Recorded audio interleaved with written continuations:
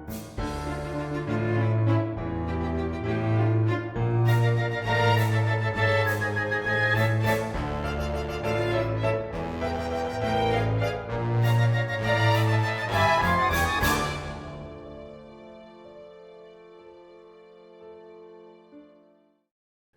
and welcome back to Storied Sojourns, as our expert cast of D&D wielding college students navigates through a new campaign on the continent of Chamenos. Where we left off was kind of an interesting point.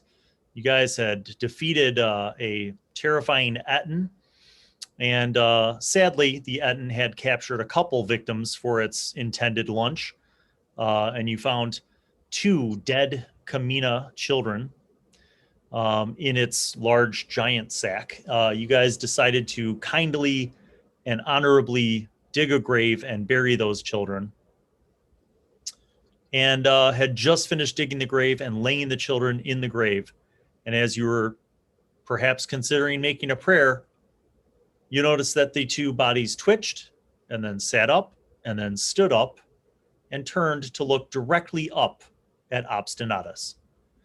They are most definitely not alive. You could see this in their visage. Their faces just have this like very neutral, blank expression where they are just looking up at Obstinatus. But they're also not moving in a aggressive way. They're just standing in this hole, looking up at you, Obstinatus. So, with that, we begin. What would you like to do? We won't roll initiative for this. I'll let you guys just organically figure out how you're going to deal with 2 dead children sitting in a grave staring up at Obstinatus. Hi. They don't respond to you. They're just looking up at you.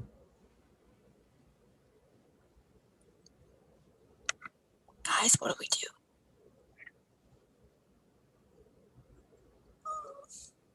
do? That's a good question. Can you talk?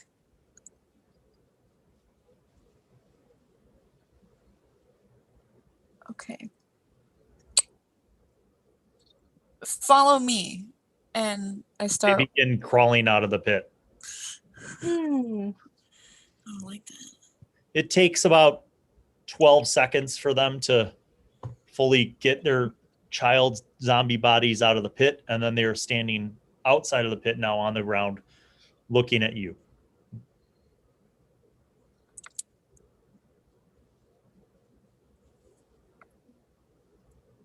I'm gonna slowly walk backwards and see if they follow me. They do. Oh, it's because I have the thing. They kind of shuffle towards you.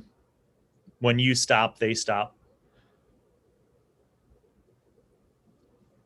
I bet it's because they have. Okay.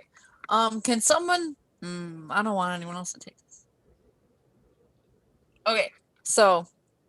What are the rest of you doing?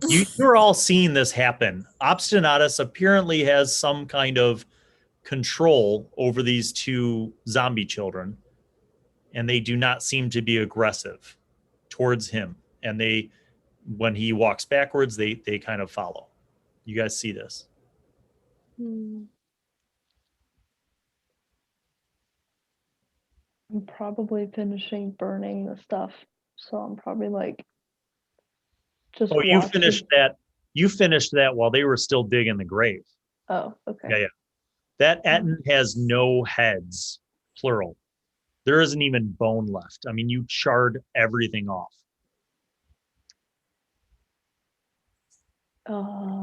Do you think it's because that orb has like necromancy energy? Maybe it's bringing them to life? Well, that certainly makes sense. But we also don't want to be bringing the dead to life.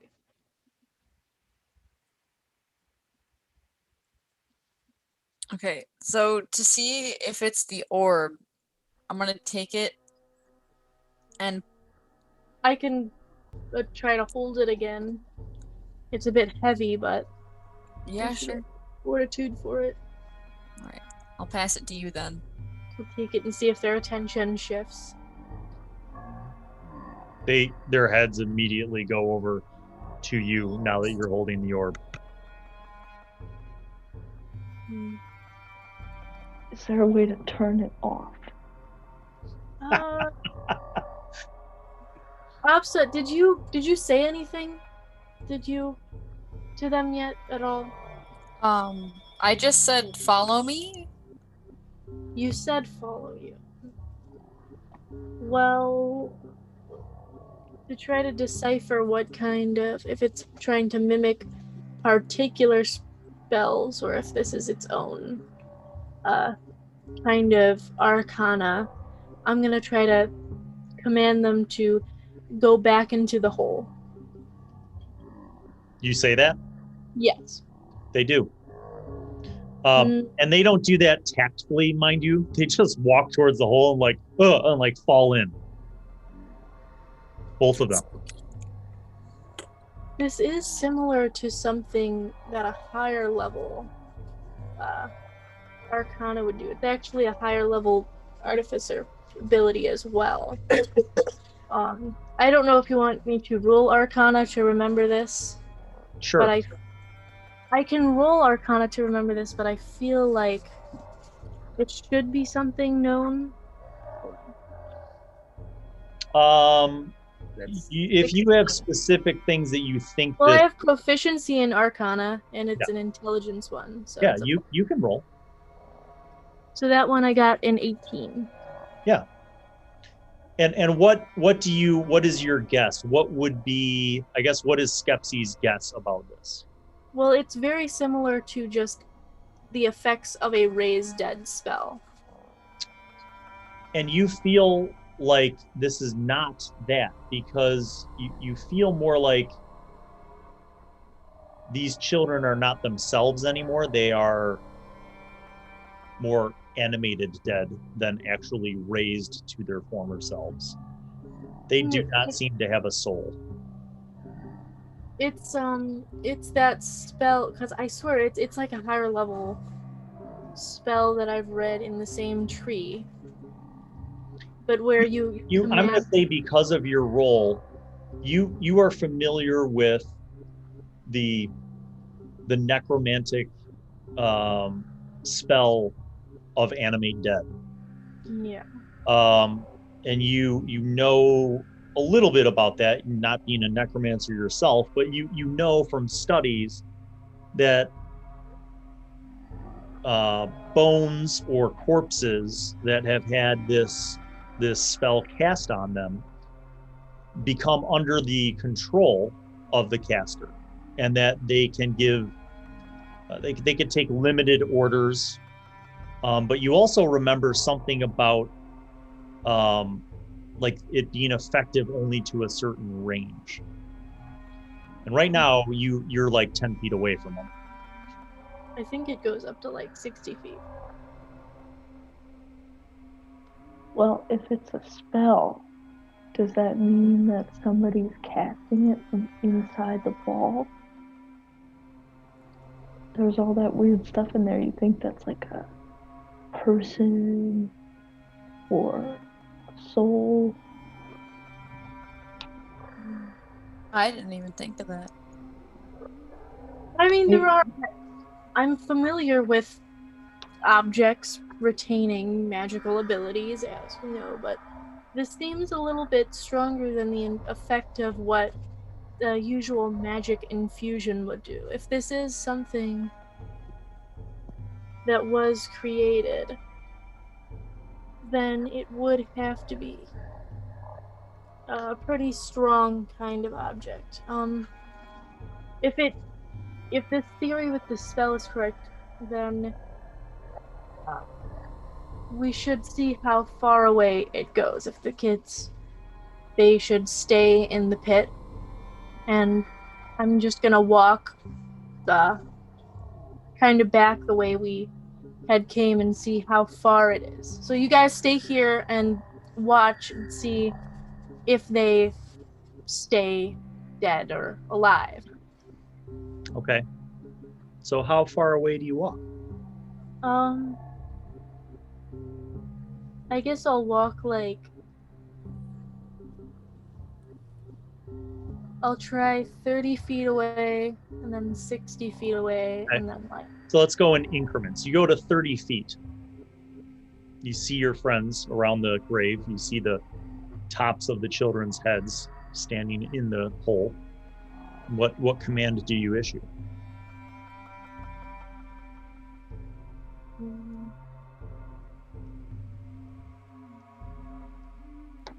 Tell them to die again.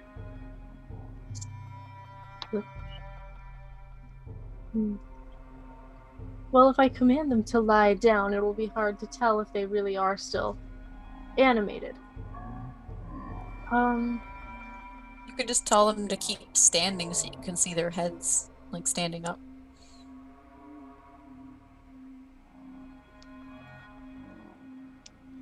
I'll command them to watch the party. Look at Talos and Obstinatus. Okay, they immediately turn and like look around at the rest of the group. You move out to 60 feet. What do you have them do at that point? I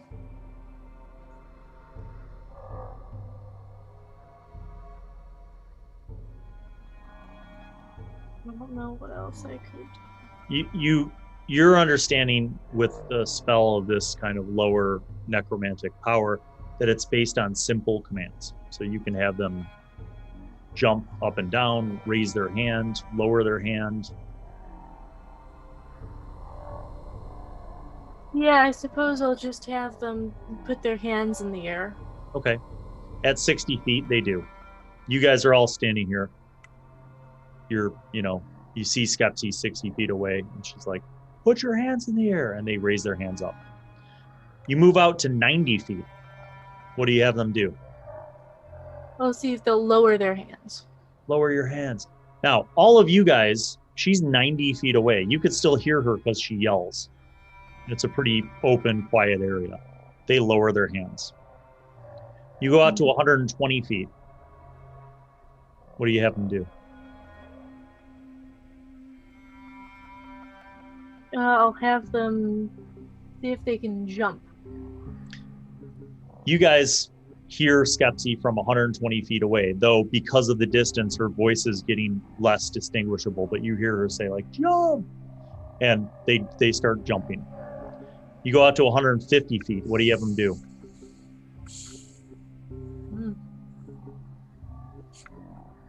Guess I'll have them wave. Wave! They start waving. You go out to 180 feet. What do you have them do? Jump! They start jumping up and down. You go out another 30 feet out, 210 feet. Wave! They wave. You go out to 240 feet. Jump! 270. Wave! 300. Jump! 330. Wave! 360. Jump! 390. Wave! 420. Jump! 450. Wave! 480. Jump! She's so far away that you guys can't hear her anymore. You see her. She's more than a football field away. And you see her going like, you can't hear her, right? That's how far away she is. You barely hear her. Skepsi, in short order, being that you have a scientific mind and you're kind of dutifully measuring yourself out, you figure that you get out to about 540 feet. And you give an order at that range, and they still do your command. Nearly 2 football fields away. And when you step beyond that, your commands don't seem to have an impact. This whole process, I'm going to say, takes about a half an hour, because I'm assuming that after you go out, you kind of come back and check with your party. So your scientific analysis of this is that you have a range of about 540 feet to command these 2 dead zombie children.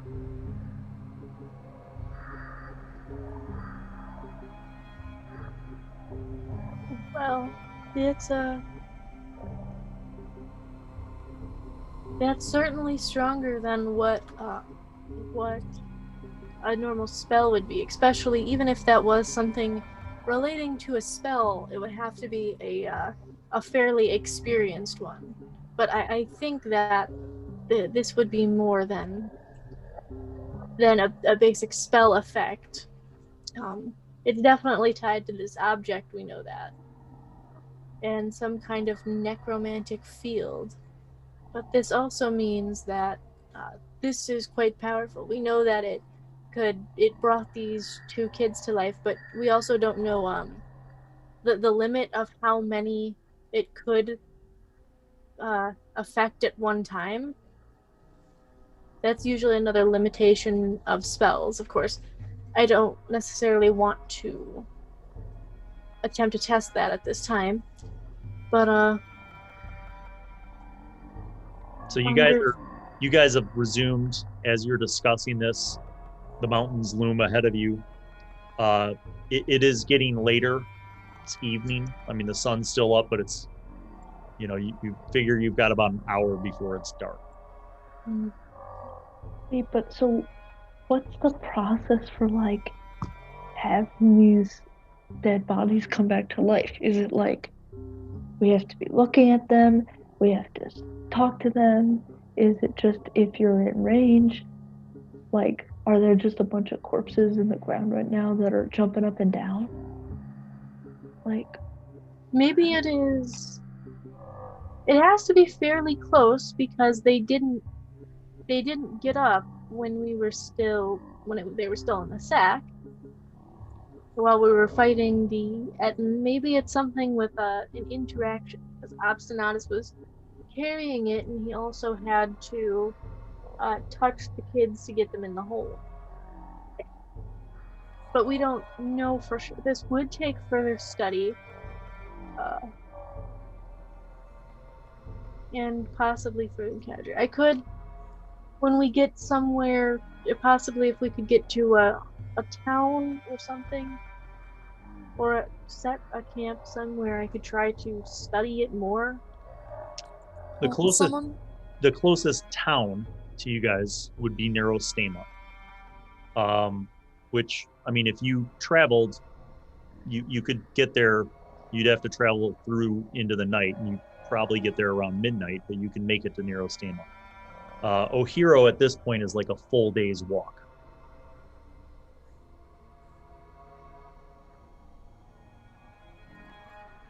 I mean, that certainly is, but we also have to consider if we go into a more populated area, the possible dangers that could commence, both in endangering those people and having this kind of arcana be seen or obtained by the wrong people. I don't think we should go to Nerostema.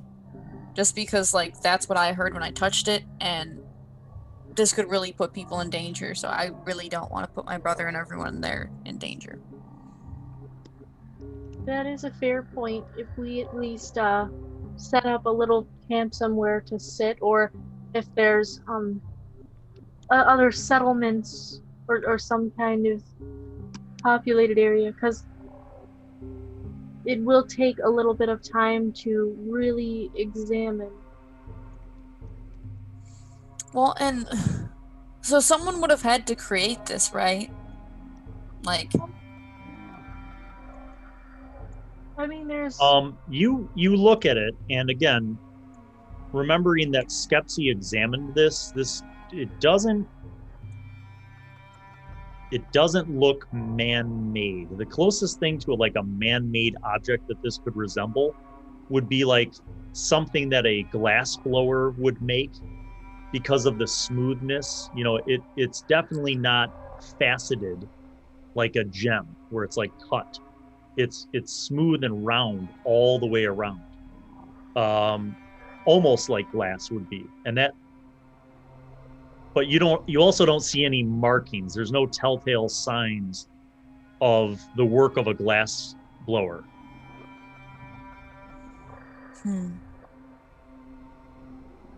So maybe we should just, I don't know, set up camp around here, because I really wouldn't want to go into a big town, especially Nerostema.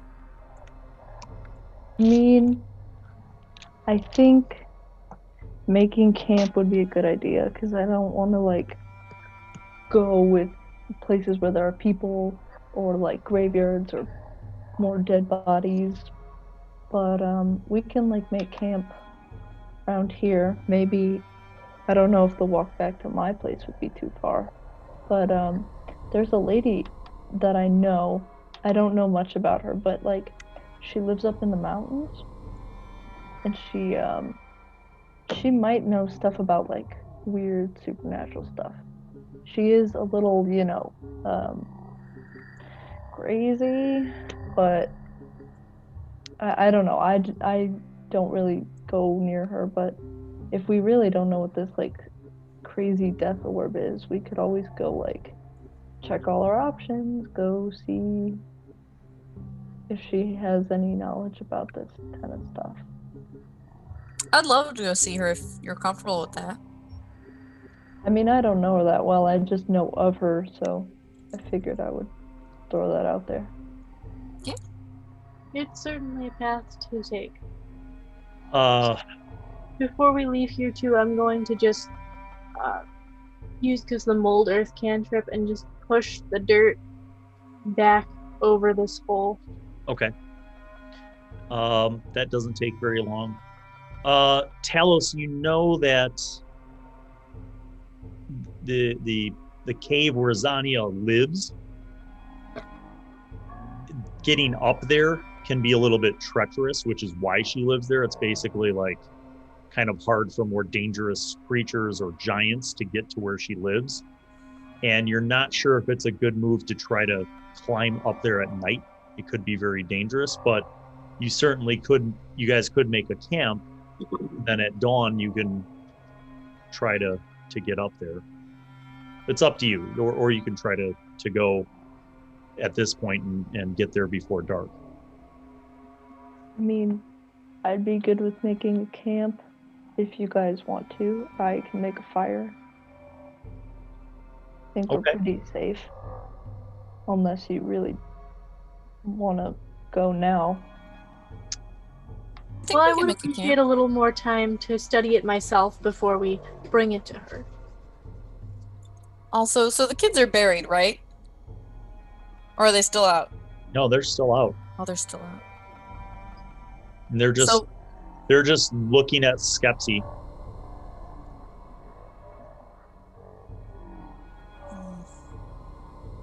So what should we do about them?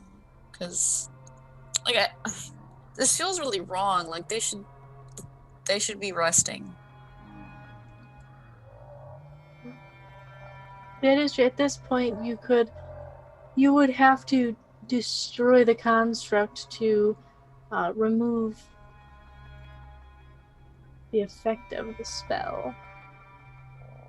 I mean, Well, normally a spell you would do too, but I am assuming that the body, the conduit that it's taken on, would have to be destroyed for the animation to cease.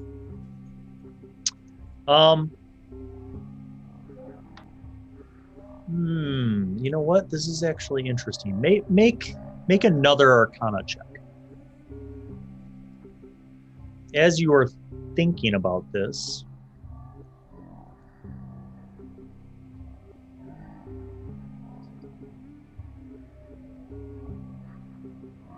$21. So as you guys are discussing this and thinking about it, you look over at the body of the Etin, and it has not animated. It is also, both of its heads have been completely obliterated by flame from Talos and Talos's spirits, but it is not moved. What size is an Etin? Large. Big. Maybe it just works on people. Maybe it doesn't work on monsters. I can't recall any examples of necromancy that I've heard of or studied that have affected larger creatures. Usually it's small or medium humanoids. What if you touch the orb and then go touch the Etten? I can attempt it. At this point, too, it's very, very cooked. Yeah, sorry about that. I just figured we didn't want it waking up, but apparently we want it waking up now. We don't want it waking up, we just want to see. If it could wake up? Yeah. All right. Well, I suppose I'm gonna take my handkerchief and put it over.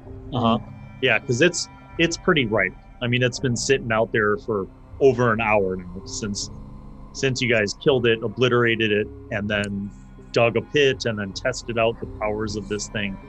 It's pretty ripe. But you go over to it and you have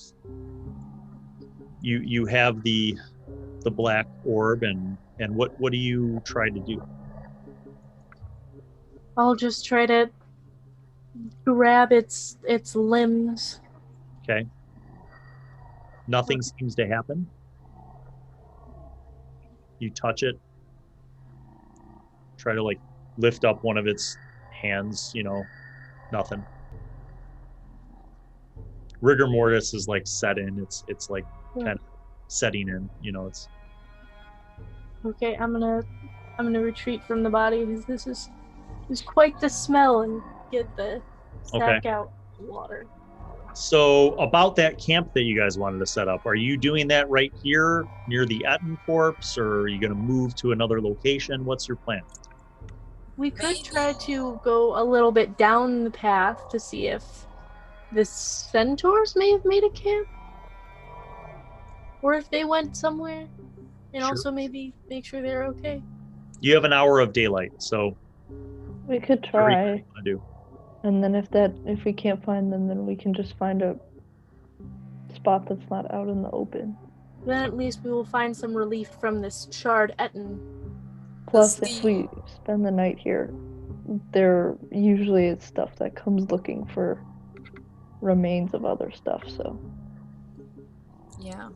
And does the Etten have anything else on him? No.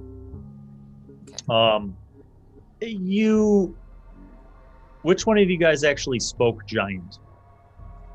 I speak giant. I Okay. do I as also well. I think All right, everybody so- speaks giant. So I'm going to say that it is likely that Skjorn would know this because of the time that he spent around Lake Stoma and the mountains. Giants inevitably have some kind of lair, whether it's like a simple cave or more elaborate setting. And this Etten probably has something like that. But what you don't know is whether that's 800 feet away or 6 miles away. You could take time while it's light out to try and follow, the Etten's tracks and backtrack it if you wanted. Or as Skepsi asserted, you could try to track the centaurs that fled the scene. Totally up to you guys. I think that maybe trying to find its lair would be smart, because I don't know many creatures around here who, go into an Etten's lair. So we might be, safer if we go in there. Yeah, I suppose we could attempt to. Who amongst you has the ability with survival to try to track that down? I do. Okay. So the initial tracks are pretty easy to find, right? Because you guys saw this Etten chasing the centaurs. So you kind of go back to that grove of trees that have kind of burst out of, and you begin kind of searching the ground with the light that you have. Go ahead and make a survival check, Talos, and let's see if you're able to.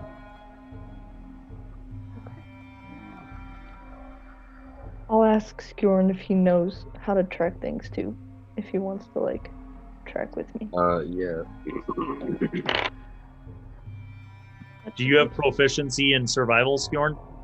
No, but I do have actually a higher plus than normal. Because it's a wisdom. Okay. What was your result, Jordan? 22. Oh, that's more than enough.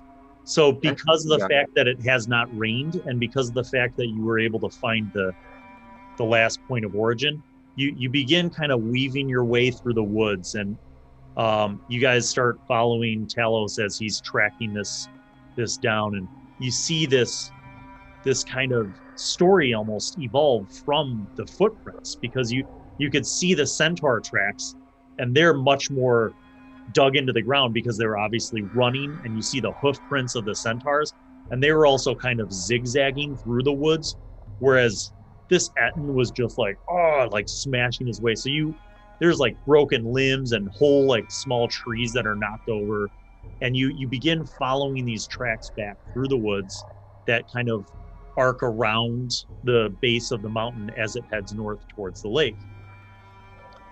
And by the way, Skepsi, the zombie children are just following. All right. Like they're further behind, but they continue walking at their slow zombie pace.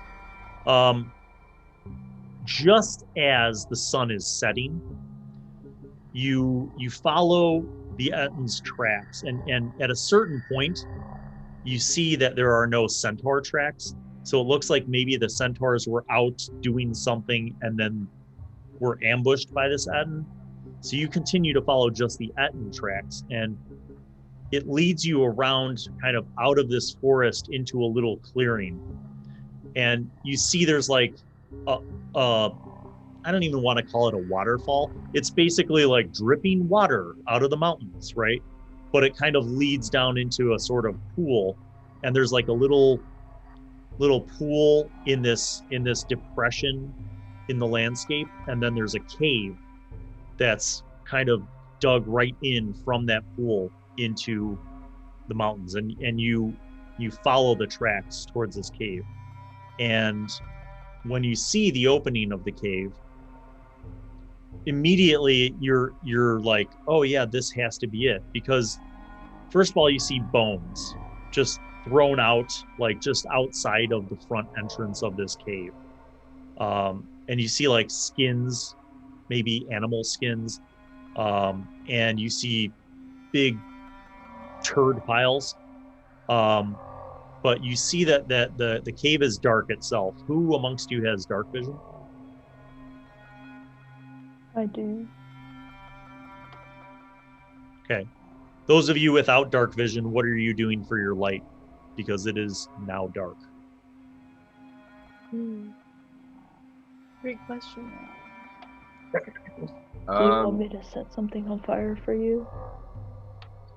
You got something for this smart person? Well, I suppose your proficiency with fire, if you could light a torch for us, that would be helpful. Okay. There are plenty of bones and skins, or even just broken branches around you guys. So, Talos, you grab a couple and ignite them and hand them over. Skjorn, you have a torch, and Skepsi, you have a torch. So, what do you guys do? You're about 30 feet away from the entrance of this cave.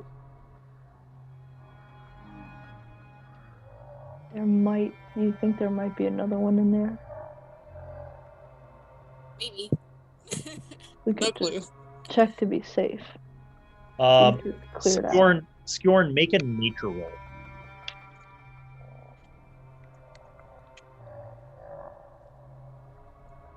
Wow. That's a 2. Yeah, you know some things about giants, but Ettins are a little bit different, and you can't really recall if Ettins are kind of family grouping sort of giants and communal, or if they're more solitary. All of you make a perception check.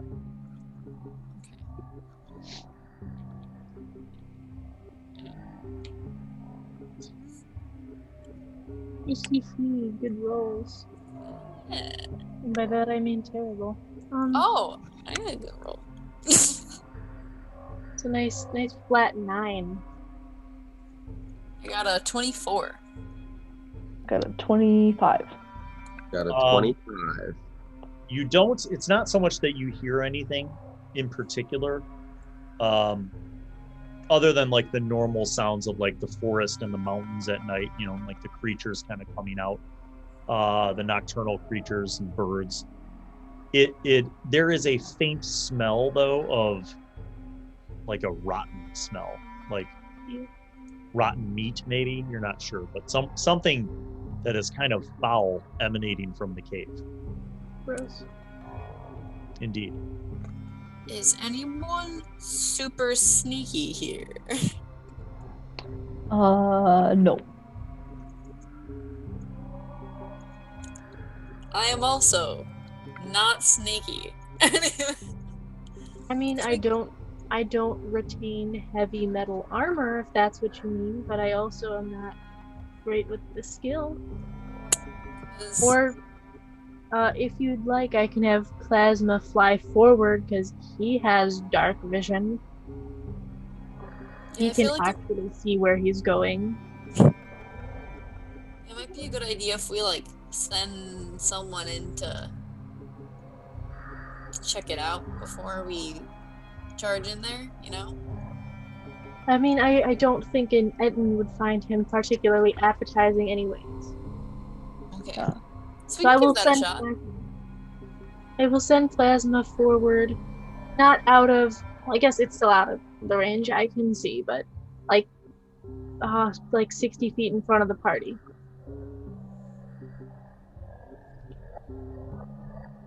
And then his dark vision is 60 feet. So Okay, so Plasma flies into this cave and reports back that the cave is empty, doesn't seem to have any living creatures, but that there is a lot of dead things that are in the cave and rotting, and well, that would be an excellent for my research at this point in time. It would also save us the time of moving bodies. You could just wake them all up and tell them to get out of the cave. That's true. Plasma tells you that it's not so much bodies as body parts. Oh. But Yeah, Okay. Now, you can't see through Plasma's eyes, right? no. Okay, so that's an accurate description. Okay, let's go in there. Let's get it. Okay. So you guys kind of carefully, cautiously approach. And the first 15 feet inside of this cave, and by the way, the entrance of this cave is huge, but then it kind of slowly and gradually gets down to a smaller thing. But within the first 15 feet of this cave, it's just rock, natural rock kind of walls. But as you go in a little bit further, you see that it's very primitively decorated. And the decorations are almost like trophies. And what you see are the heads of different animals, as well as humanoids, nailed into the rock walls with big rusty metal spikes, almost like trophies. They're not nicely, like, you know how hunters like mount the head of a deer. Imagine that, but very primitive. So it's like head of a deer nailed into the wall, head of a bear nailed into the wall, head of a furbolg nailed into the wall, head of humans, Kamina, nailed into the wall. And like there's these different kinds of like just heads mounted all over the wall. And your sense of smell is kind of overwhelmed.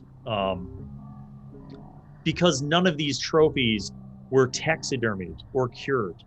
They're literally just like cut from the victims and mounted. So there's like maggots and flies all over them.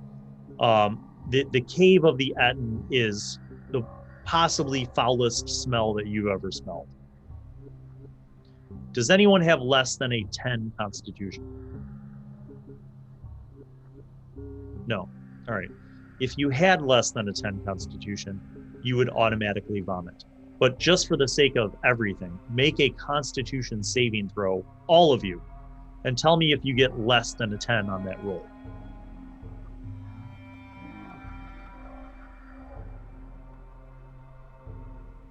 $14. Imagine having proficiency in a Constitution save, and then rolling a 2. What'd you get, Jordan? 17. Okay. What'd you get, DJ? 7. Skepsi and Skjorn both like run from the cave, and the minute you get like even close to the entrance of the cave, you just hurl. Like the gut-wrenching smell is just too much for you. And your zombie children just look at you, Skepsi, as you fall to your knees vomiting. The other two of you guys see piles beyond this little short hallway of horror.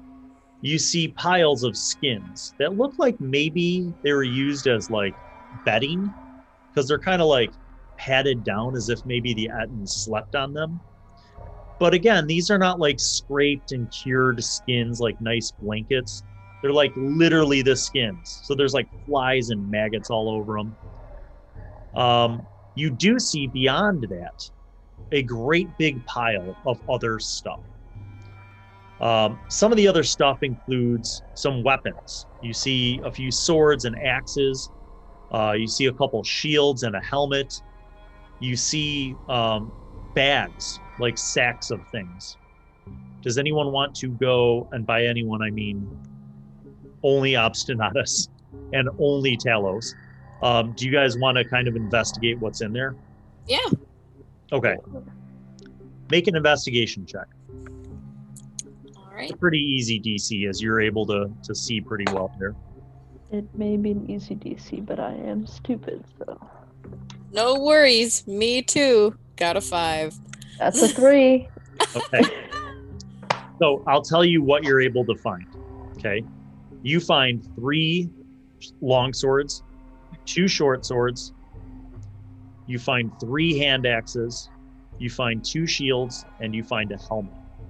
You also find in the bags of things, a lot of it looks like basically what normal travelers might have, like sets of clothes, some rope, some torches and oil, not a lot, some water skins, a lot of food, but like rations, and it looks like they have long ago dried out or expired.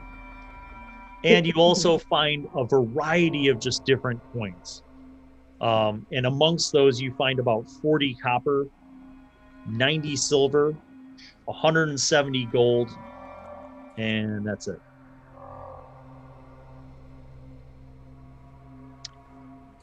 You were able to kind of like carefully breathe. You know, you kind of do like this, where you're like breathing and, you know, trying to hold your breath and then dig through stuff. And that's, you go through as much as you possibly can, holding in your own urge to retch at the rank smell of rot that permeates this cave. And you feel like that's pretty much all there is to find in this cave. Okay. Just want to burn everything in here and smoke it out. The Well, smell is gross. Do you, first of all, do you take all that stuff? Do you like bring it out of the cave? What do you do with all that stuff? Yeah, we can take it out. Yeah. Okay. So I want you to describe for me what you're taking, and then anything that you choose to take, make sure you're marked down. And also what you do after you clear out the cave. What do you do with it? So it's just, there's no like trinkets or anything. It's just like weapons, coins, like that kind of thing. Yeah, I mean, you guys both worked as fast as you could. And that's the stuff that I told you was based on what you got for your investigation check. So, okay. So we should probably definitely take the coinage, because, you know, money. And then, are there any weapons you guys think, or, I mean, you two are puking, but Talos, are there any weapons you think would be of use to anyone here? I mean, we could always take a couple of them, like what we could carry, and we could, you know, whenever we go to a town, I'm sure we could either trade it or sell them. Yeah. We can arm the dead children. Oh god. Okay. Oh, Hey guys, I know that you're vomiting over there, but we found a lot of money. So when And you some stop weapons. vomiting, you can have some money. Are you okay? Yeah. Yeah. Okay, so divide up your treasure accordingly, and then tell me what exactly you do. And to answer your question, Jordan, most of the things in there are flammable, and would be a lot more flammable if you, for example, dumped out the oil flasks that you found to help ignite everything. Do we want to stay in here tonight? Because I can like burn everything, smoke it out, and then I have a spell I could create like a bunch of wind and like air it out so maybe it doesn't smell as bad. No fire will clean the treachery that lies in there. It can clean that stank. Yeah, you can clean all the gross stuff so we can at least sleep in there. Yeah, we can Unless do you that. want to sleep out in the woods. I'm okay with staying in here if you guys are okay with it. For what it's worth, the pond that is outside of the cave seems to actually be unspoiled because it's being fed by clean snow melt off the mountain. So you do have fresh water right there. Maybe we shouldn't clean the entrance so we can give the illusion of a giant's lair still, but everything else we can customize. Okay, so what's it going to be? Are you camping outside of this, or are you going to burn it out and clean it out? I vote burn it out and clean it out. But we can leave the entrance, you know, when I air it out, all the bad smell is Very probably gonna... carefully burn everything. Well, Okay. Carefully burn it. I think we should definitely take all the weapons out first, because we could sell those, and I could bring one back for my brother, or we could do stuff with that. So we could take that out and then scorch everything. Yeah, we could take everything we found and then move it outside, and then, you know. Okay, so you guys kind of bring all the salvageable stuff out. You stack it up on some dry land, maybe 30 feet away from the cave opening and the pond, and then how do you proceed with the burning out? What are you using Talos for that process? Well, I was thinking I could just use a bunch of produce flames. I Okay. also have burning hands, and then after I burn everything to the best of my ability, because it's a cantrip, I have a spell called Gust of Wind that I can do 3 times. And just like, it's a really strong wind to just try to air everything out. Okay. So you begin this process, and it takes a while. I mean, you're producing flame, and you're like some of the more damp, meaty, rotting stuff is not dried out yet, but you continuously kind of do this, and there's just flames, from the back of the cave to the front. The smell is ridiculous, but you guys are all, I'm assuming you have all moved kind of where I was going to say that, yeah, I assume we're all outside now. Yeah. So you're all like a good 30, 40 feet away, maybe 50 feet away. And Talos is just torching everything in here. And it probably takes 20 minutes, right? And eventually everything is just burnt to crisp, and the fires died down effectively. And so now you're at the point where you could do your Gust of Wind. And the Gust of Wind, like the first casting of it and concentration of it, clears out like a bunch of the charred stuff, right? And it just kind of blows it out. So you're covered in ash at this point. But you continue to do it. And by the third casting, you have basically cleaned out this cave, right? There's soot, obviously, like on the walls, and it smells like a campfire in there, but the horrific rotting is pretty much gone. See, campfires smell nice. Better than rotting so- stuff. Yeah, so by the time you backtrack this and you did all the burning and clearing out, I'm gonna say it's about like 10 o'clock at night. So you guys set up camp. How do you set up your camp? Are you now going into the cave or mouth of the cave, outside of the cave? What are you doing for your camp? Probably in the cave, right? Yeah. All right, so you guys kind of find a spot in the cave. You have bedrolls and stuff like that. I believe so. Okay. So you set up your camp. You're in the cave. Jennie, your 2 zombie children minions they've just followed you this whole time. What do you have them do? I will go. I'll just have them go guard the cave. They turn and walk to the front of the cave, and then they just stand at the front of the cave. All right, so it is night. I'm assuming you guys are going to go for a long rest. What's your plan? Are you doing watches? And if so, who's on what watch? We should definitely take watch. I can go first if you want. Okay, I'll go second. I'll go third. Okay. All right, so first watch. Jordan, roll perception. Okay. At some point during my watch, I also want to clean myself off in the pond because I'm covered in ash. Yes. Also, I What is can it? Perception. leave Plasma to watch with you because he doesn't need to sleep. Watch it. He doesn't need to sleep, so he can help. Okay. Jordan, what'd you get for your perception check? 24. Ooh, nice. You everybody goes to sleep. You and Plasma are up. You trust the 2 zombie children guardians and Plasma for a few moments to go take a bath. The water is cold but refreshing. You clean yourself off, you get out, dry yourself off, and you're kind of putting everything back together.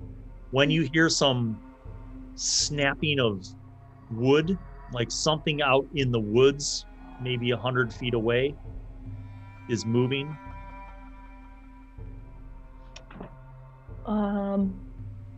If I will try to tell Plasma to go wake up Skepsi and see if he listens to me. He does. Bloop, bloop, bloop, bloop. And he flutters off in his mechanical construct way, and I'll tell him to wake her up and say that he just I heard he pecks Skepsi's head. Wake up! Wake up! Wake up! Get up and just like right out. And he like turns and looks towards the front of the cave. Alarm! Go like run to the front of the cave. What's wrong? Who's what? Just shush. Why are you guys so loud? I was just gonna tell you that I heard noises and I was gonna go investigate, but I didn't want to just leave you all sleeping. So just stay here. Alright.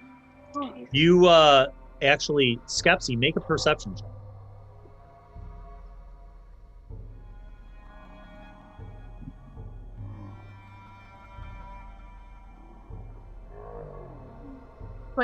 Unnatural. You also hear this. You hear the sounds of like movement in the woods, kind of coming towards this clearing, and it's like snapping twigs. It's not like the massive lumbering sound that you guys heard when like the Etten was running through the woods, okay? But like you do hear like movement and leaves and twigs and kind of a crackling sound. Did we give the dead kids weapons? No? I joked about it. would be a good idea. I mean, if I can go check to see what it is.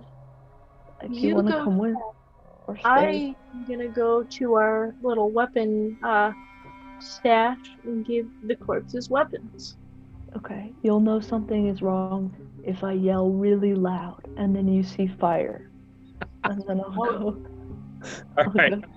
So, all right. So Skepsi, you start going over towards the pile of weapons. Their short swords and hand axes are the smallest of the weapons that are there. You grab a couple and you go back over to the zombies, and they're just looking at you. Alright, I'm gonna hand them each. They have a short sword and a hand axe. And I'm just gonna tell them, protect us. That's all. Okay, they have the weapons. Jordan, are you stealthing? What are you doing to get over to scout this out? Yes, I'm gonna try to be sneaky and just get to a place where I can see what's making the noise, and hopefully they don't see me. Okay, go ahead and roll stealth. That is 14. Okay. So when you go over to get the weapons, you see Talos just kind of like go into mode and like start like going around the pond towards the woods and like kind of creeping towards the woods. And you get to kind of the tree line and you're looking through with dark vision and you see something kind of crouch behind. I mean, it's like for a fraction of a second, you see something crouch behind a fallen tree, and the noises stop. Like the movement that you heard stops. Did I see if it was like a creature form, like on all fours, or was it like a? It looked like person? something that was moving, but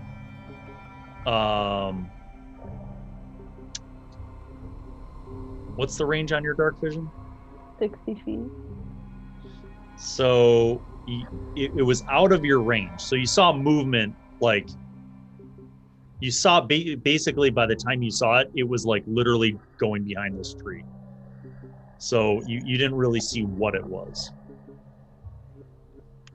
I'll wait for a second to see if it keeps moving or if it's staying behind the tree.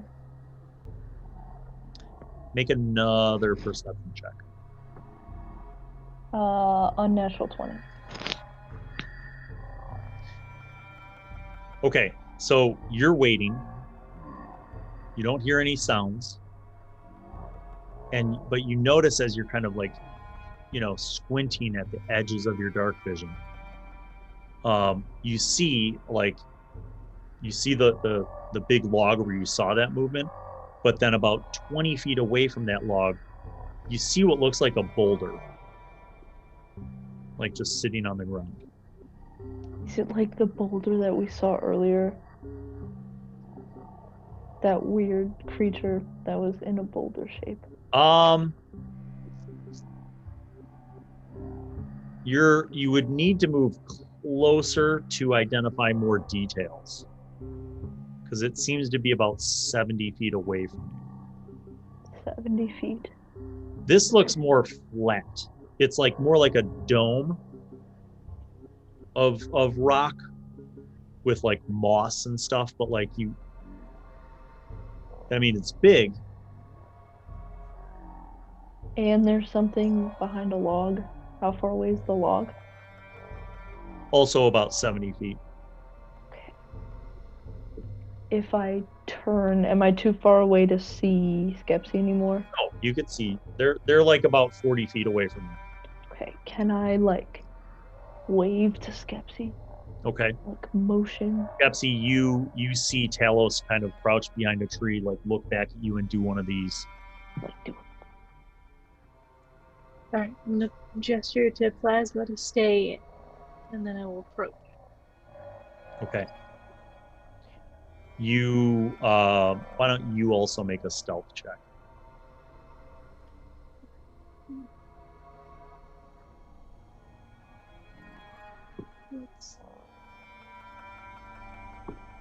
Seven.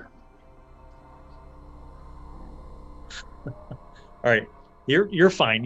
I mean, you go over there. You're not like super stealthy, but you make it over there. And you're kind of like crouched behind this tree next to Talos now. I will motion with my finger over to the boulder and to the log, and I will say, there's stuff that's moving. Maybe it's more of those rock things. I don't know. I think we should wake everybody else up, just in case. If you want to go wake everyone up, and I can stay here and watch it in case it moves. So you, Skepsi, as Talos is pointing out into this completely pitch black forest, you don't see anything, but you also don't hear the sounds that you had heard before. There doesn't seem to be the sound of any movement. What do you do?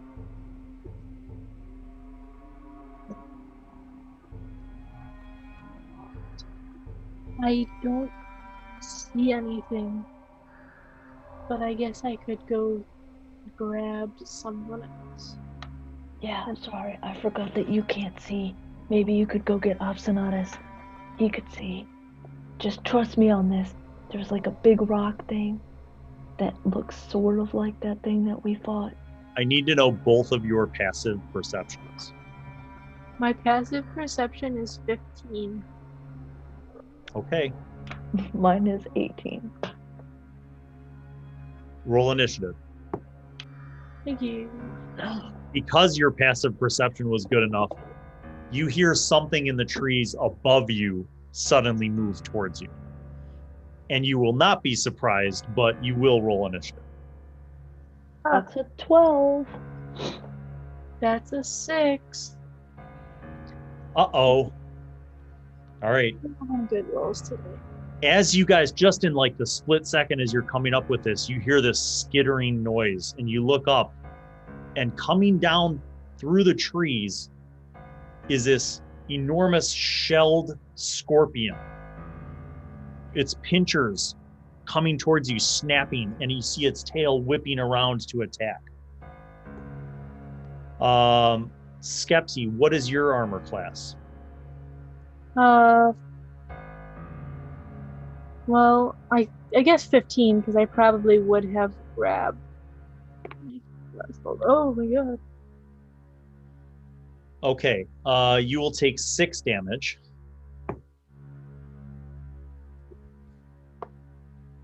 And, sorry, 5 more, so 11 total.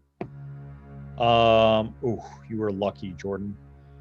That's a miss. So this thing, like, comes down from the trees at you guys, this large, like, this giant scorpion just, and, like, 2 of its pinchers claw out, kind of cutting into Skepsi, and its stinger hits the bark next to the tree, like, inches from your face, Talos, and then, like, pulls back. What was your, sorry, tell me again what your initiative rolls were? Or 11, I think. I think mine was like 6. 5 or 6. It was not great. Okay. So Jordan, you are up. Okay. How far away is it from me? It tried to attack me, so it's what, it's 5 on, feet? I mean, it's right above you guys. Okay.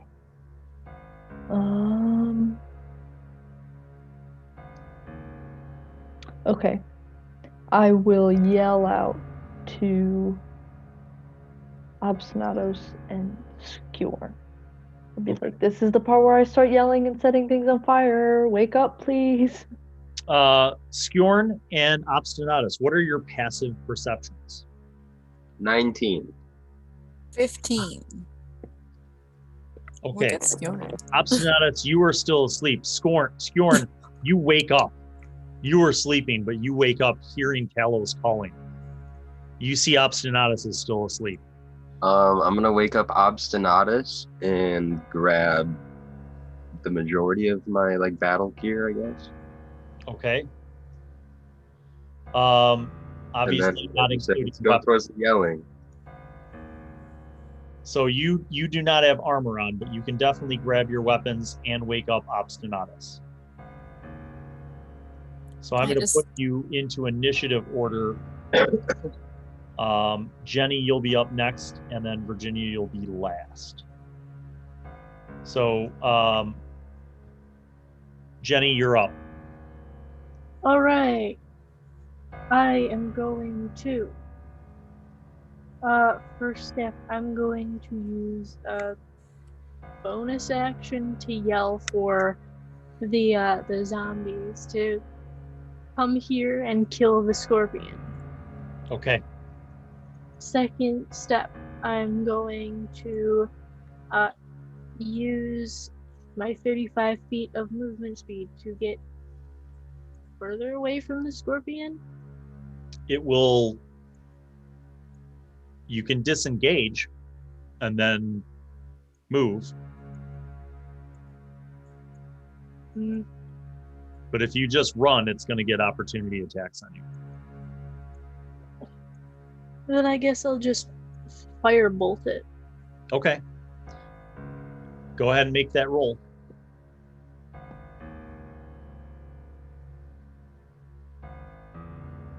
$13. That is a miss. And not so much a miss. Your firebolt hits it, but its shell, it just bounces, it skids off the shell of the scorpion.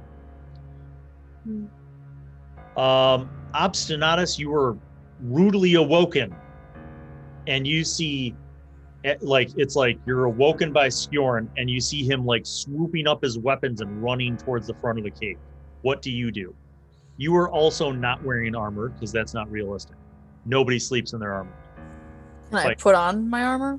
You could, but do you know how long it takes to don your armor? No. Let's look that up, everybody. Moment of learning. I think it takes a full minute, right? Are you kidding me? What do you wear? Heavy? What armor do you wear? Chainmail. Oh, chainmail. That's a joy. Pretty...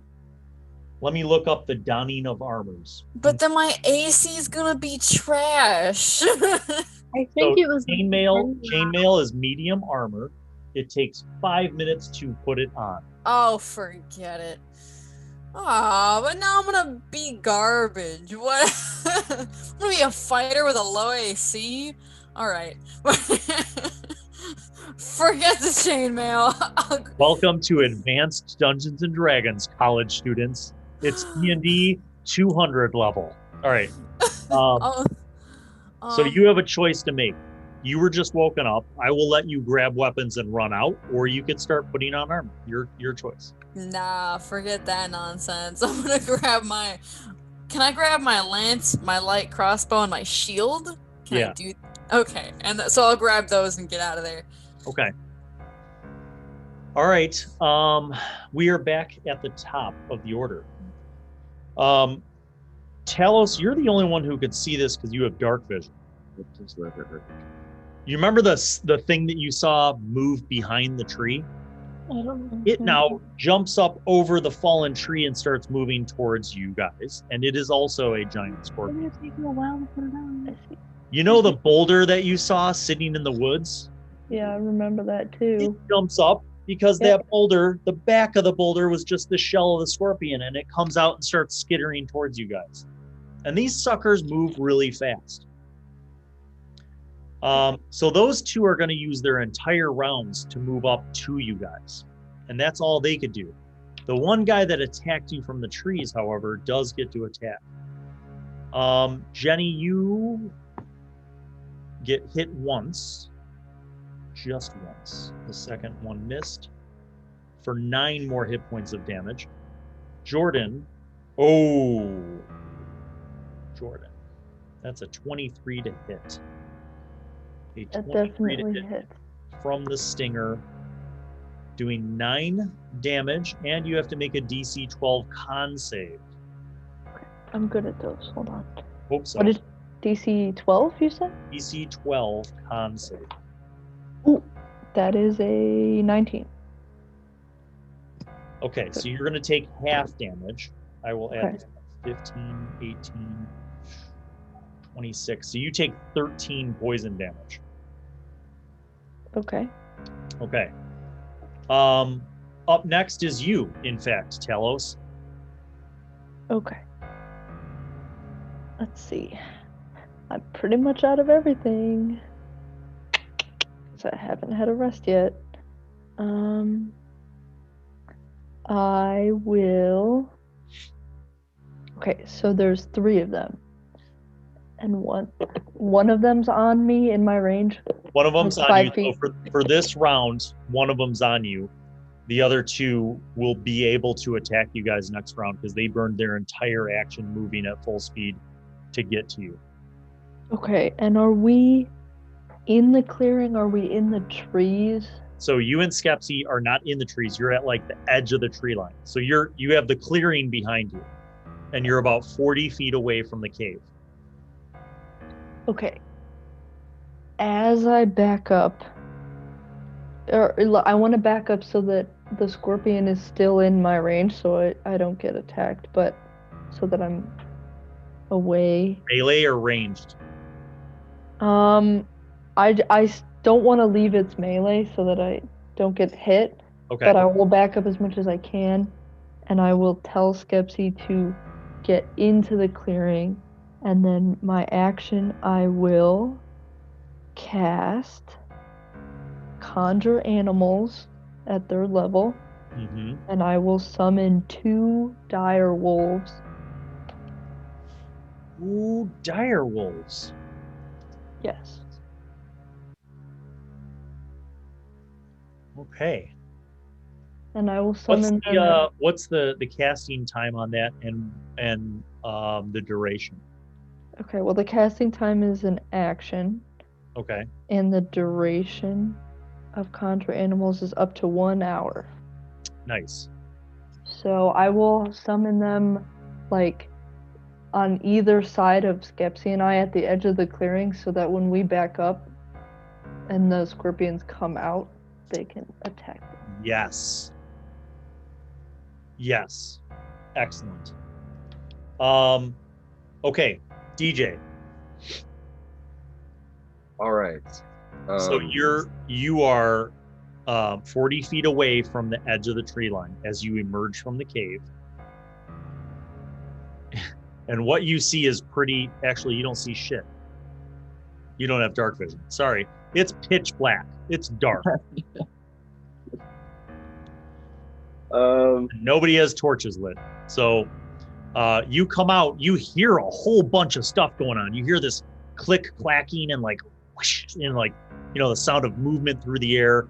You see a brief flash of a firebolt hitting some kind of shell creature up in the trees. You hear more clattering coming through the woods. You hear Talos utter some kind of incantation and you hear this low growling. Okay. Can I try to make a torch out of something nearby? I mean, I will let you spend your action to go to the small campfire that you didn't say you had in your cave to keep you warm, but I'm assuming because you have survival, you would have done that, and you can light one of the branches that was around and make a torch. Okay, cool. So I can see now. Yes, Jennie, you are up. Behind you is your friend Talos and 2 dire wolves. In front, above you is the scorpion that attacked you guys, and you see 2 more of them coming through the woods towards you guys at a furious pace. All right. Well, the first thing we're gonna do is cast Misty Step as a bonus action to get 30 feet into the direction back to the cave. Okay. You do that, and you appear right on the edge of the pond and about 10 feet in front of the cave. You see your zombie children still making their way towards the tree line to attack the scorpion. And you see inside the cave, Obstinatus is actually running past you to come out. And you see Skjorn lighting a torch. What else do you do? And I guess for my action, because you can't cast like a spell and a cantrip in the same thing, right? Well, I mean, You can, if you cast a spell with an action, you can cast a cantrip if it's a bonus action. Yeah. Or vice versa. it's okay, but if you're saying that you want to shoot a firebolt, the answer is you can't see because 40 feet away is pitch dark right now. Yeah, so there's no visibility, so there's essentially nothing I can do at this point. Okay. Obstinatus, you pour out of the cave. Your dark vision clicks in. You see Talos at the edge of the woods with 2 dire wolves on either side of him, and you see this giant scorpion like descending a tree, swiping and whipping its tail, and you let me see, you don't, yeah, I guess you would. You see 2 more scorpions approaching through the woods. Okay. So, how far away am I from the closest scorpion? 40 feet. Okay. Shooting him probably wouldn't work very well. You can see. I mean, you have dark vision, right? So you can see. And you did grab your crossbow. I'm going to try and shoot him. Okay. We'll see how that goes. So I'm going to say that you kind of drop your lance and shield at your side. You pull back your crossbow and fire. Go ahead. Nat 20! Nice. All right. What's the damage on that crossbow? That's legit. Okay. Is it D8? It's, yes, it is D8. All right. So roll a D8 and then add the automatic 8. That's not great, but 11 damage. Okay. And did you add your dex bonus? Yeah, my dex is +0. Okay. So you hit it. It pierces the shell. And actually, Talos, you hear this sound like right over your head, and you see this crossbow bolt go into the shell of this thing. And for the first time, you hear this thing kind of screech in pain, like, but it's still whipping and swiping. And their turn.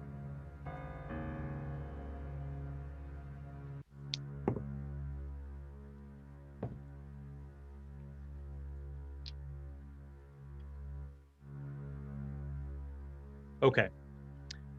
So the one scorpion from the trees tries to attack Talos. The other one that just came in will be attacking one of the dire wolves. That's a hit. Dire wolves have 50 hit points, let's say. Okay. And the other scorpion's going to attack that same dire wolf. It's another hit. All right, so the first dire wolf has taken 11 damage.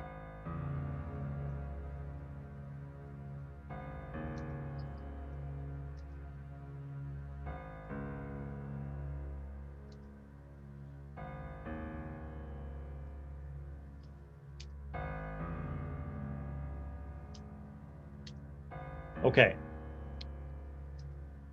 Jordan, your turn. Yes, okay. So are all of the scorpions out of the woods at this point? Or... It would appear that they are, yes. Okay.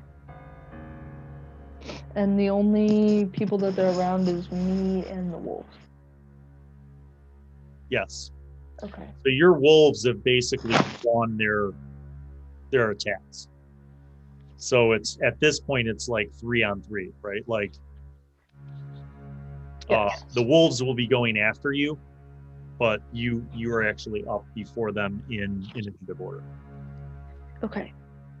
So what I'm gonna do is I'm going to command them. It says it's just I can command them for free, so I am going to command each one of them to go with one scorpion. So I want to make it so that, because they have pack tactics, Yes. so I want to make it so that all three of us are, like, we each are on one, so that whoever attacks gets a, flanking bonus. So Right. I'll have them each attack one, and I'll attack whichever one's closest to me with Produce Flame. Okay, go ahead and do Produce Flame on the one that Obstinatus just shot, because that's the one closest to you. And then they will flank that other one that just attacked Dire Wolf number 1. So what's your Produce Flame? Okay, hold on. It's a 16 to hit. Yes, that's it. Okay. 1 second. Okay, so that's 10 fire damage. Nice. Okay. Yeah, and then so I want the wolves, I want each one of them to get their own scorpion. So that they won't get pack tactics then. I know. I want to make it so that, because it says if any of their allies are within 5 feet, so I want to make it so that each one of us can give our other teammates advantage. Oh, I see. You're the center point. Yeah. So Okay. No matter if somebody tries to melee attack any of them, there will be an ally there for them. Right. So you're centering their pack. So each one of them can use you as a flanking pack member. Okay, Yeah. so that gets them to Direwolf number 1 attacking. Nice. I rolled a 16 and an 18, both of which hit. So Direwolf is going to crunch through some gross 2d6 plus 3. Nice. 7 plus 3 is 10. He crunches into Scorpion for a nice chunk of damage. Direwolf number 2, I rolled a 1 and a 2. Even with advantage, rip. Direwolf number 2 tries to crunch in, but misses. DJ, you have a torch. What do you do? Okay. I'm gonna recommend to Skepsi that she makes a torch, and then I'm gonna go past her outside. Okay. And can I get all the way to this conflict with my movement, or? What's your movement rate? 35 feet. Okay, so out the cave with your torch, 35 feet will get you close, but not all the way. They are at 40 feet. You're at 35. Okay. So if you did a ranged or a reach attack, you're within range. Otherwise, since I have a torch, would I be able to successfully make range attacks without being hindered by not being able to see? Or yeah, if you move up, your torch gives you enough light to see. So if you move up 30 feet, you can make a ranged attack. Then, So yeah, I'll do that. What are you throwing? I'm gonna run up and then throw my hand axe. Okay, go ahead. That's a 12 to hit. 12 is a miss. All right, damn. Then I'm gonna attack again. This time with the longbow. You drop your torch. Yeah, it makes sense. No, you can't. You could have, if you want. You want to retcon this and just say that you're going to run up, drop your torch on the ground, and fire your longbow twice. But you can't go run up, throw a hand axe, drop your torch, grab your bow, fire your bow. Okay. So let's retcon this and say you ran up with your bow in hand and torch in the other, kind of set your torch down on the ground so you could still see, and then you fire your 2 shots. So I'm gonna let you re-roll the second longbow shot. Okay. That looks better. 20. That's a hit. Okay. Go ahead and roll damage. That's gonna be a D8. The one that is closest to Talos is the tree scorpion.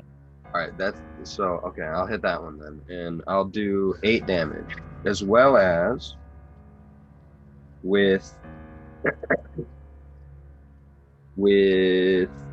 Gathered Swarm. I'm gonna deal another D6 piercing damage. Nice. A flock of birds flies from your mop of hair towards your foe. So that's 6 and 8 damage total. What's math? Okay. Good. Skeps, what do you do, Skepsi? All right, have the zombie kids made it there yet? They will be attacking last in this order, but they are going to be there. Okay, well, I guess I'll drink one of my other experimental elixir. boy.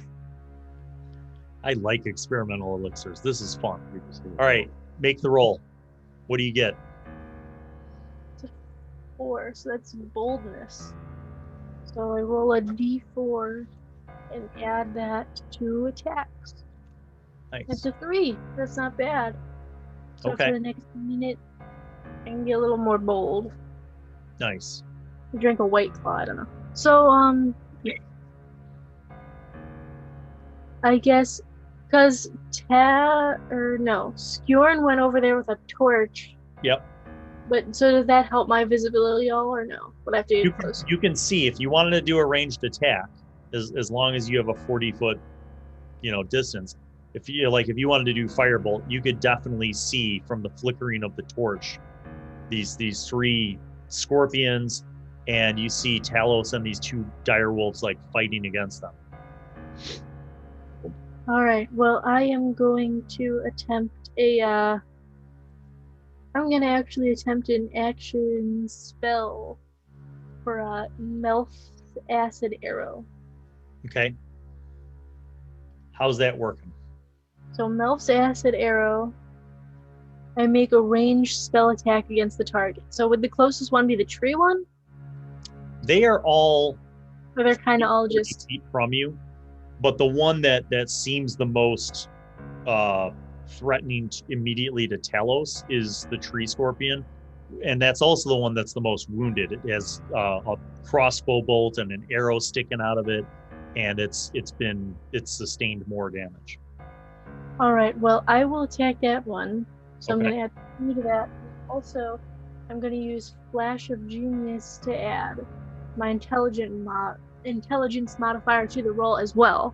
Okay, so So you get your boldness bonus and your flash of genius. Boldness, intelligence, and then because it's also a chemical spell, that would mean I get to add Alchemical Savant to it. Or actually, no, that's not to the roll. That's to the damage.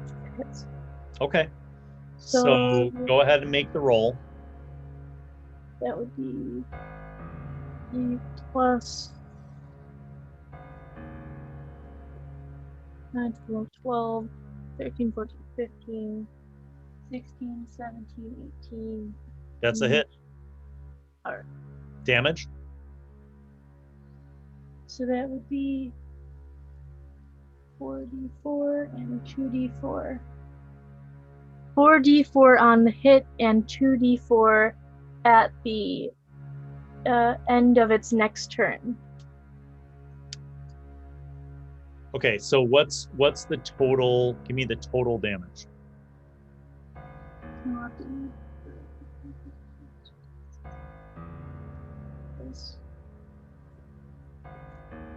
Three, 8, 12, 13, 14, 15, 16. 16. Wow. All right, so here's what happens. You guys, all the rest of you guys see this magical shimmering green arrow shoot out from Skepsi and fly towards the tree scorpion. And it hits the tree scorpion's shell, puncturing it and piercing into it. And this green glow happens, and then it bursts out acid, and the tree scorpion's legs just drop and it crashes down from the tree dead.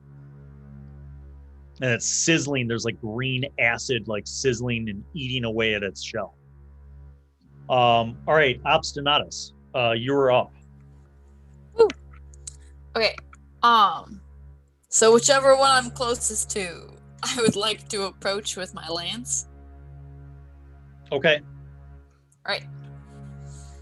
We're rolling. My doggies are there, so you get flanking advantage, I think. Yeah, if you're moving up into melee, then you can. Woohoo.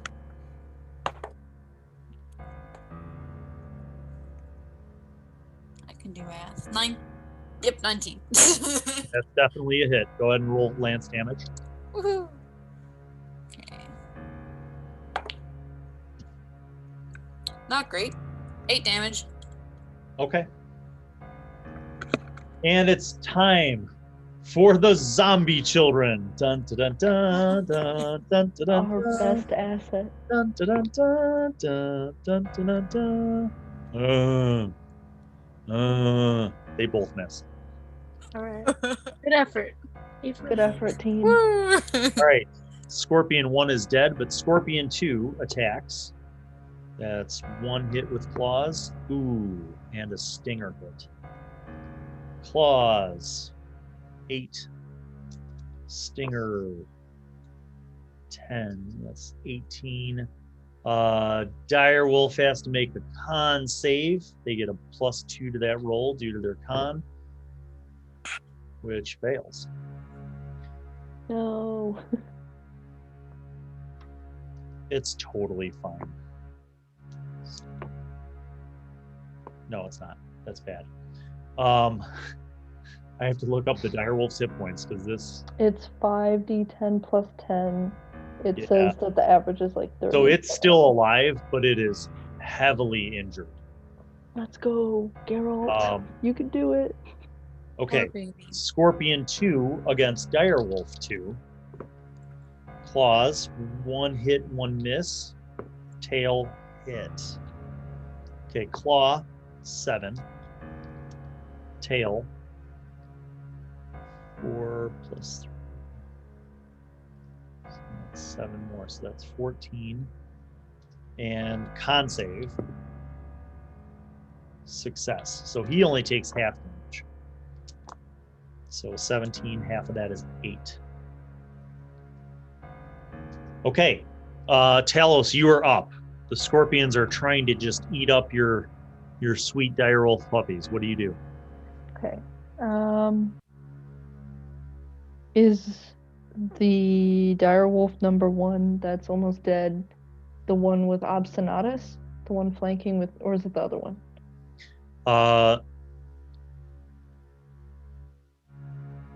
No. Direwolf number 1 was the one to your left. So Obstinatus is to your right.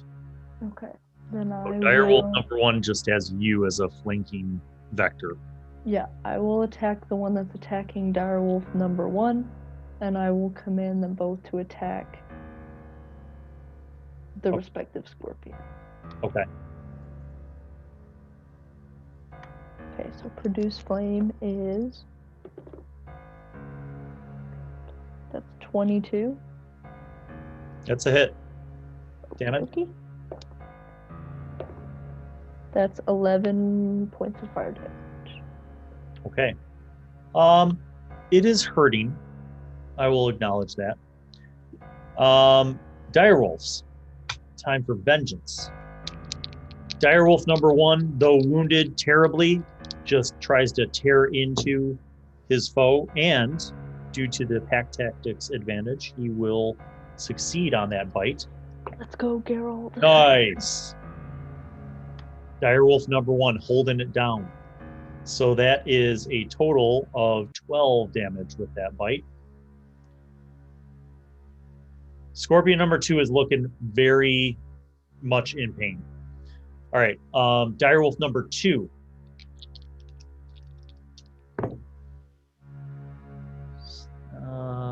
No, that's a miss. 12 is not a hit. All right, next up is Skjorn. Shooting arrows, I'm assuming? Yeah. Okay. However, I did realize something. It's fine, and we're gonna go with what happened. But I do have the thrown weapon fighting style, which allows me to draw my thrown weapon as a part of the attack itself. You also have the dual wielder feat. I also Yes, have the but you can't dual wield a longbow and a hand axe. No, yeah, I didn't mean that. I meant to make the throwing of the axe easier. Yes. You can Okay. throw 2 axes, but you can't throw an axe and then switch to a I'm bow. attacking the post. 18. Okay, hit. Damage?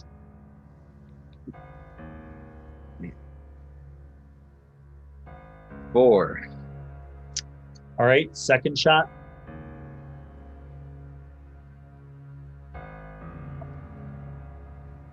$18. Also a hit. Roll damage. 5. 5. Oh, let me see. Let me calculate. 18, 29, 31, 41, 50. Ping! The second arrow hits Scorpion number 2, dropping it right in front of Direwolf number 1, who's very wounded. That one is dead. Which brings us now to back to Skepsi. All right. There is one giant scorpion left facing off against Direwolf number 2 and Obstinatus. Let's attempt a firebolt. All right. Plus the 3, 19. Hit. Then that would be 2d10. Let's find the d10 again. 4, 12 plus 4, 16. Oof. You put a nice big firebolt into it. And you see Talos, you see that the acid from the previous round is still eating through the corpse of Tree Scorpion number 1. All right, that brings us to Obstinatus. All right. We're going to go again with my lance. Let's see what happens. Wait, I still have advantage, right? Yes. Okay. You can choose to use it. So 18. That's a hit. Woohoo! Lance Mark it. damage. Okay. That is.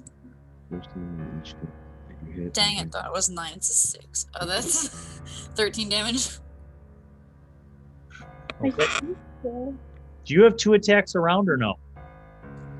I'm an idiot. I do. That's why I was like, aren't you a fighter? Go ahead, roll your second attack. Man, you can tell it's my first time being a fighter.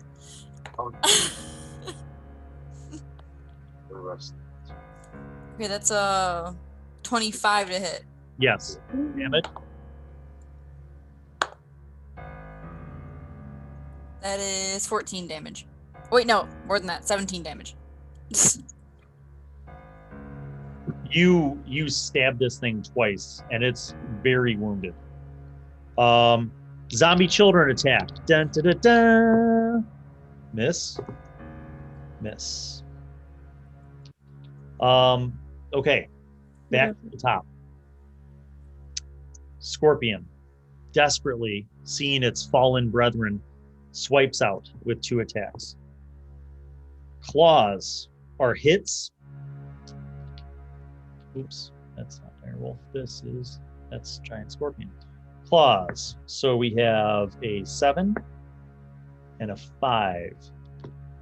So Direwolf number 2 takes 12 damage.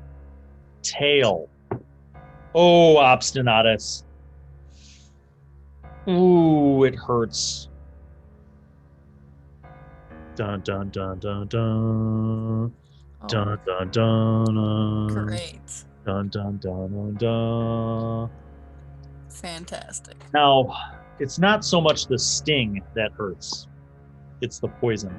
But that's 17 piercing damage, and then you need to make a DC 12 con save. Okie dokie, artichoke. Okay, so that's, you said con save? Yes. That's a 19. Okay, so you made the con save, which means you're only going to take half damage. So let me calculate. 10, 18, 22, 24. So you take 12 poison damage on top of that piercing damage from the stinger. Okay, so 29 total. Yes. Talos, you're up. Okay. Just one scorpion left, or Yep. still two? Yep, Okay. that's it. Then I will command both of my wolves to attack. The scorpion. And I will use my action to cast Cure Wounds on Obstinatus. Okay. Go ahead and let me know what that is.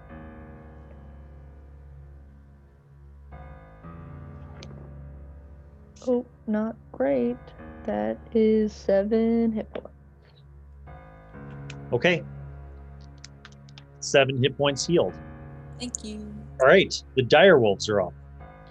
Direwolf number 1 moves to the side using its buddies as pack and attacks with a successful hit for dire biting damage of 6 plus 2 is 8. Oh, very close.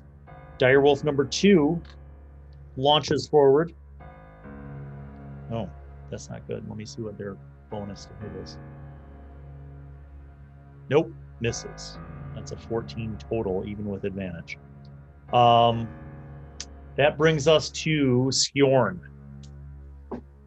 There's All right. one more scorpion attacking Obstinatus and the direwolves and Talos. Okay. Go kill it.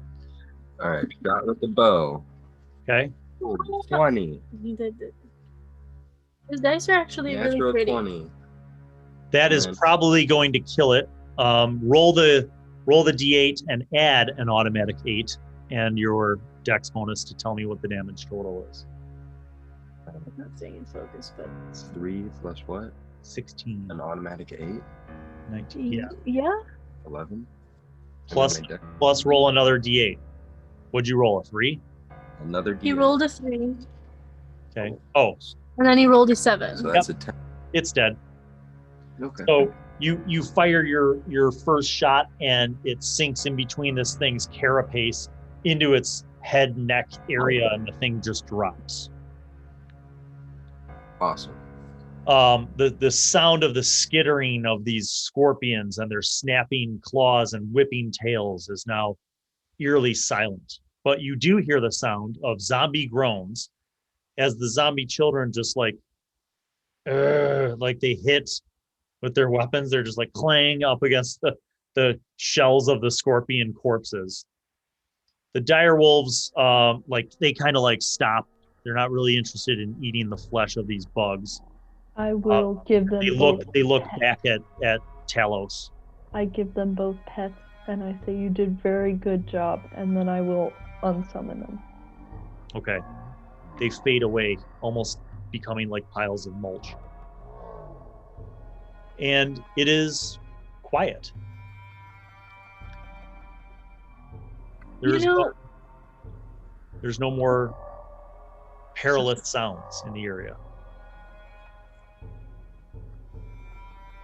I feel like we didn't need to come out here and get beaten up by bugs. Unless Well, they they could have come in. But even then, if they came into the cave, right, then I could have seen them. Mm, Well, Yeah. at least we got some good practice in. Yeah, I wasn't really sure how many of them there were. I heard a bunch of noises, Clang, and so, clang, clang. hey, I good think job. And I'm gonna tell the zombies to go back to the cave. And they turn around and start going back to the cave. A Yeah. for under. I wasn't sure how many there were, and there was the one of them right there that's dead. You see how it's got all that boulder moss stuff? I thought it was like that weird thing from the other day that had come back for us with a vengeance. I don't know. Yeah, I think So- it was a good idea to come out here. Who amongst you has proficiency in nature? Nobody, right? Yeah, I think it's Oh yeah, nobody. because you guys made fun of me because I'm the druid who doesn't have nature I'm a proficiency. ranger, yeah. To be Okay, fair, I'll just say this. You find it odd. You find several things odd. These are giant scorpions. They don't belong this far away from the coast. Now, Obstinatus, you know about giant scorpions. You've encountered them along the coast. They're not an uncommon threat in your area. You've even heard of some of the islands out in the ocean that are just teeming with things like giant scorpions and crabs and other semi-aquatic creatures. It's odd that these are here, number one. Number two, as Talos pointed out, it doesn't look like they're new to this area. Like their shells actually look almost like camouflage. Like they have brownish, various shades of tan and brown, and there's like moss growing on their shells, almost like camouflage specific to this area of the woods and of the mountains, the lower mountains where trees grow. So you find this odd. But as you guys settled in and I'm assuming, clean up your wounds. could I attempt to collect venom? You absolutely could. Yes. I will let you do that with any number of options. If you have vials, you can fill the vials with venom. What I'd like you to do, though, is make either a survival, nature, or medicine check, whichever you prefer. Survival, nature, or medicine? Could I use like a tool kit? What toolkit? Because I can use my. Oh, you have the multi-tool. Yeah, so I could Yep. just use. Every tool. Yep. Okay. So you're like, jeweler's tools, go away. It's time for taxidermy tools, and you're like, hee. And you basically like carve open the stinger, and you find the main like vein that actively like is a pump, and you kind of dissect and trace this back, and the whole time like Skjorn is like holding a torch for you to see. So it takes about a half an hour, okay? But you are able to make a proficiency roll. So it would be intelligence plus your proficiency bonus with these tools, and tell me what the result is, and I'll tell you. And I have tool expertise, so I get double proficiency. Okay. I will tell you how many vials of this poison you can get. That's 24. Okay, a 24. So you are 9 points above the DC. So I'm going to let you roll 2 D4s and tell me what the result is. 2 and 4. Okay, so you're able to harvest 6 vials of poison from the 3 different corpses.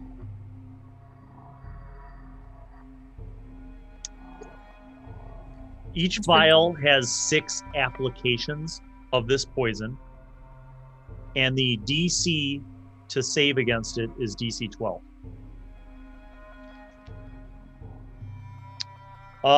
What are the rest of you doing, especially those of you who have in fact been poisoned? You're not feeling good. I'm fine. Okay. I'm gonna take 2 eyeballs from the scorpions, and I'm gonna give them to the dead children and be like, "You did well in battle, friends. Here are commemorative gifts." They don't listen to you. Oh, okay. All right. Thank you. I was kind of being nice. All right.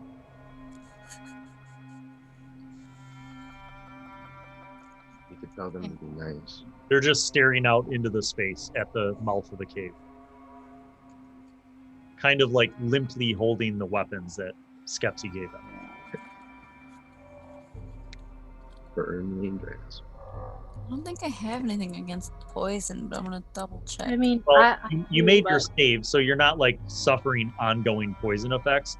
But basically, you guys have, some of you have been injured, and the lot of you are pretty tired.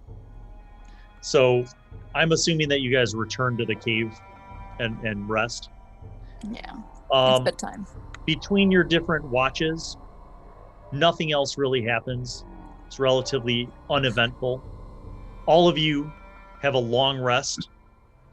When you wake up in the morning, and this is like a few hours into the morning because you guys kind of had a hard time kind of falling back to sleep and getting comfortable, and between your switching of watches and stuff, you slept a little longer. So I'll say it's about 10 a.m. The sun is out. You hear birds chirping, the sound of creatures and squirrels and that kind of stuff in the forest and in the mountains, the wooded mountains above you. And it's a new day. And as you emerge from the mouth of the cave, you notice your two zombie followers still diligently standing there just as they were 10 hours before. And that is where we will conclude this episode of Storied Sojourns. Make sure that you like and subscribe and hit that notifications bell so you don't miss the next episode. And we'll see you next time.